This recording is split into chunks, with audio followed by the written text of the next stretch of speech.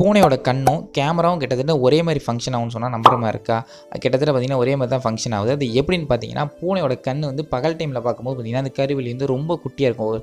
ஒரு கேமரா வந்து ஒரு லோ அப்பாச்சர் வச்ச மாதிரி பார்த்திங்கன்னா ரொம்ப குட்டியாக இருக்கும். நைட் டைமில் வந்து விசிபிள் அதிகமாக கிடைக்காதனால வந்து அதனோட அப்பச்சர் சைஸை வந்து கேமராவில் இன்க்ரீஸ் பண்ணுவோம். ஸோ சேம் இதே மாதிரி பூனை வந்து பார்த்திங்கன்னா அதனோட கருவிழி வந்து ரொம்ப பெருசாகிக்கும் போது என்ன பண்ணுன்னா நிறைய வந்து வெளிச்சம் உள்ளே வந்து அதனோட விசிபிள் வந்து நல்லா கிடைக்கும்.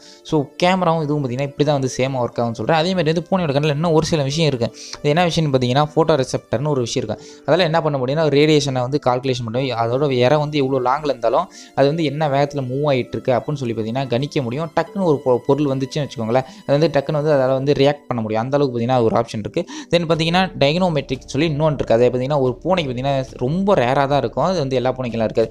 ஒரு கண்ணு ஒரு கலரில் இன்னொரு கண்ணு இன்னொரு கலரில் இருக்கும். ஸோ இந்த மாதிரி விஷயம்லாம் தெரிஞ்சுக்கணும்னா நீங்கள் வந்து நம்ம சேனலை வந்து சப்ஸ்கிரைப் பண்ணி வச்சுக்கோங்க. அப்புறம் இன்ஸ்டாவில் பார்த்துக்கிட்டிங்கன்னா ஒரு ஃபாலோ பண்ணி வச்சுக்கோங்க. Tata bye by.